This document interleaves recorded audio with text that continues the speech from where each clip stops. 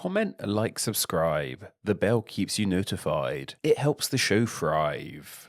Not all cities are unfortunately destined for greatness. For every London or New York or Tokyo, there's an octagon city, which by the way is a failed city that's intention was to only be inhabited by vegetarians. Around 60 families ended up living there and not much of it is left today. While failed cities and states are pretty interesting to look at as a whole, today we'll be focusing on just one of them. Not only is the history of this failed state interesting, but I genuinely believe that has one of the worst place names I've ever come across in my years of explaining names. This being the city of Fordlandia. On the surface, that name isn't too terrible. It doesn't sound rude or offensive, I suppose. Why this name enrages me so much, however, is something we shall cover in a bit. However, the Ford in the name Fordlandia does in fact relate to perhaps the most well-known Ford in history, Henry Ford. Born in 1863, Ford would go on to become an engineer for the Edison Illuminating Company. He would go on, however, in 1903 to establish his own company, the Ford Motor Company. His first car, the Model T, would go on to be quite the success to say the least. So much of a success that production needed to be ramped up. This is where Ford's most well-known achievement comes into play. To quickly and efficiently create cars, Ford pioneered a new mass production method of large plants, interchangeable parts, and most noticeably, the assembly line method. This is pretty much how mass production is still done to this day. Ford was way more than just someone who built cars, however. He was quite an enigmatic figure who drew interest from the public in whatever venture he pursued. A close parallel would be someone like Zuckerberg or Musk today. He was a pretty complex individual too. He is seen as being a great boss and deeply respected his workers, even paying them a $5 a day wage, which in today's money sits somewhere around the $140 mark. Ford, however, was also a deeply anti-Semitic man, even writing about his dislike of Jews in a newspaper he owned himself. Suffice to say, this is a pretty crappy outlook to have, and despite how celebrated a person he is, you cannot talk about him without mentioning this side of the man. And if you couldn't guess, Ford was a pretty wealthy guy. At his peak, he had a net worth of $200 billion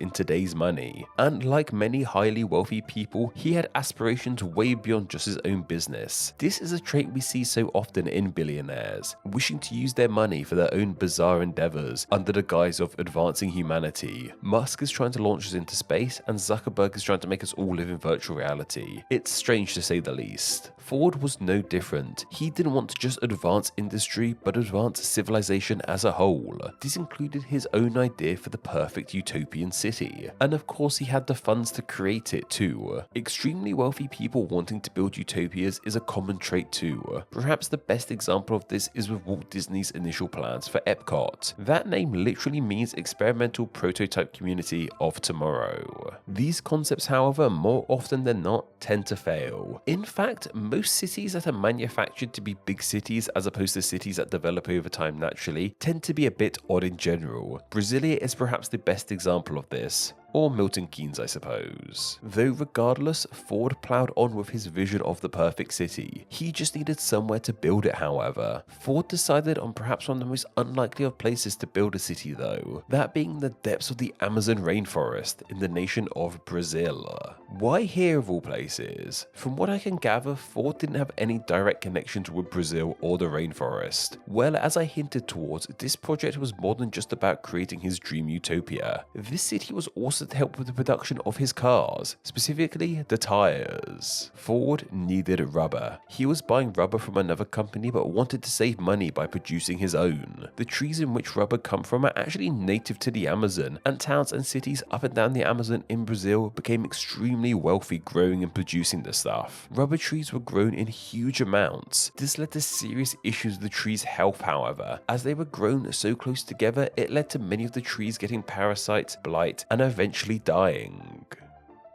Rubber production in Brazil came to a grinding halt and threw this part of the nation into a serious economic depression by the 1920s. What's interesting is that rubber was growing really well in Sri Lanka at this time, via seeds that were smuggled out of Brazil onto the island. Sri Lanka at this time, however, was still under British rule, meaning the American Ford could have none of its rubber. Ford saw potential in Brazil, however. He knew that the land here could grow rubber well, and with the economic troubles in the area, it meant he could buy land for fairly cheaply. By 1926, Ford began work on his city. He went in under the guise of not only building his utopia, but he was helping rejuvenate this troubled land, saying, "We're not going to South America to make money, but to help develop that wonderful and fertile land." There would of course be only one name he would use for this city, Fordlandia. So let's talk about this name, shall we? Why do I have such a huge amount of beef with it, and why do I genuinely think it's one of the worst place names in history? Well, both parts of this name kind of irk me. Let's start with the Ford part. Ford is of course Henry Ford's surname, so the land is named after him. This isn't particularly groundbreaking. There are tons of cities named after people. The strange thing about this one, however, is that Ford named this city after himself. It takes a very special kind of person, shall we say, to name a place after themselves. One of the earliest examples we have of a person naming somewhere after themselves is with Alexander the Great, who would name places he conquered after himself. Clearly, people have been trying to follow in our shadow ever since. It really takes a specific kind of ego to want to have your own name plastered everywhere. Even Columbus didn't name places after himself. A great modern example of someone who uses their own name for places they create is the former US President Donald Trump. Make of that as you wish. So yeah, I really do find it quite odd that someone named their dream utopia after themselves. Though the part of the name that really ticks me off is the latter part, the Landia bit. This is formed from the usual place name suffixes of land and ia. Land is seen at the end of country names like England or Poland, and it usually refers to the fact that this land belonged to a specific group of people, e.g. Poland means the land of the Poles, England means the land of the Angles, and so on. Sometimes it can also refer to the geography of the land, however, like how the Netherlands is the lowlands. The ia suffix, however, also means pretty much the same thing, meaning land of. Like how Slovakia is the land of the Slovaks. It can denote one person in particular at times too, like how Bolivia is named after Simon Bolivar, who, by the way, didn't name the country after himself, just saying. So it means something along the lines of the land of a Bolivar in honor of what he did. Each one of these suffixes on their own makes sense. So if Ford called his city just Fordland or Fordia, I'd be a bit confused, but move on. But using both of them, it's quite frankly absolute nonsense. It means that the name Fordlandia basically translates to something like the land of Ford. Seriously, what the frig is that name? It's garbage and I hate it. I know the Landia suffix has been used historically in a variety of ways, but come on. Clearly, while he was good at building cars and advancing manufacturing, naming wasn't his strong suit. The dude named his own company after himself and gave his cars names like Model T.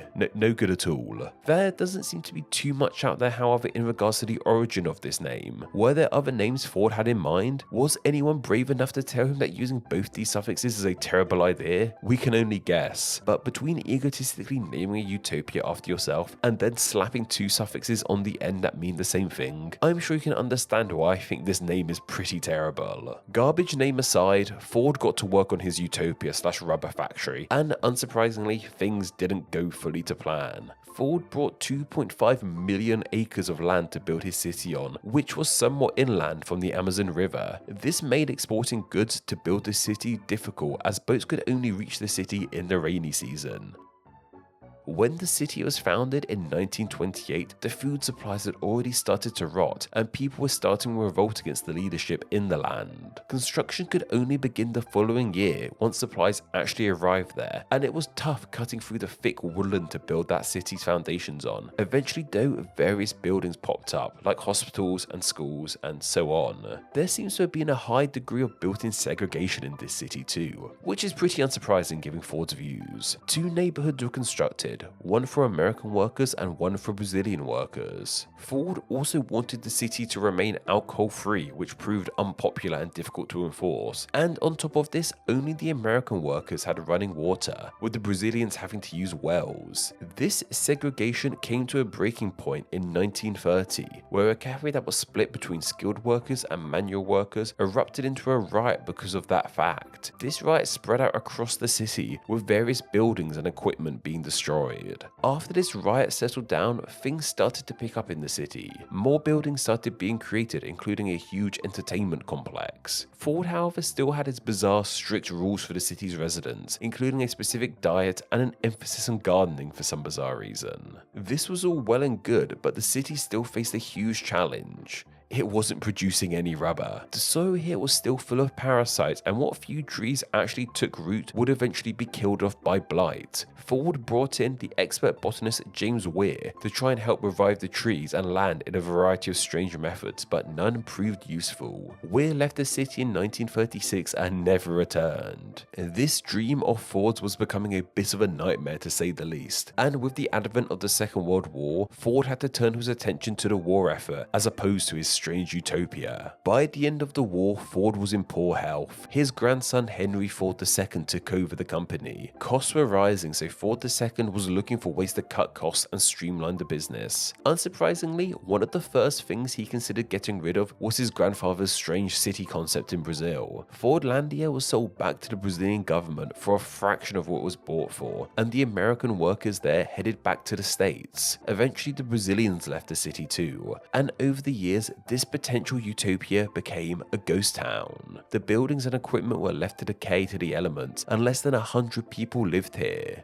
Though, strangely enough, today Fordlandia is actually on the up and up. This failed city has received a bit more media attention in the last decade or so, with various documentaries and online videos being made about it. This one included. This has sparked curiosity about the city, and people have moved back in. Now around 3,000 people live in Fordlandia, going about their daily lives. To them, it's just home. They aren't bothered about the city's history. Though the strange failed history of this city is pretty hard to forget for outsiders, especially with that terrible, terrible name.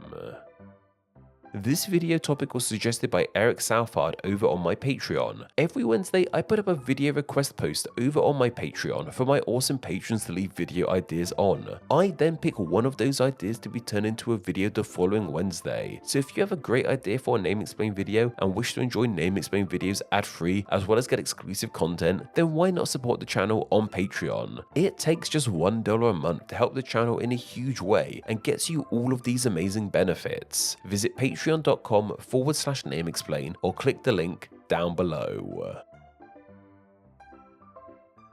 Name Explain depends on viewers like yourself supporting the channel financially on Patreon, so a huge thank you to everyone who does. Donating just $1 a month helps the channel amazingly and gets you bonuses including ad-free videos, exclusive content, and the power to request ideas to be made into actual Name Explain videos. $2 a month gets you all that, plus your name here with all these awesome people. Visit patreon.com/nameexplain or click the link down below to find out how you too can support the channel. Thank you.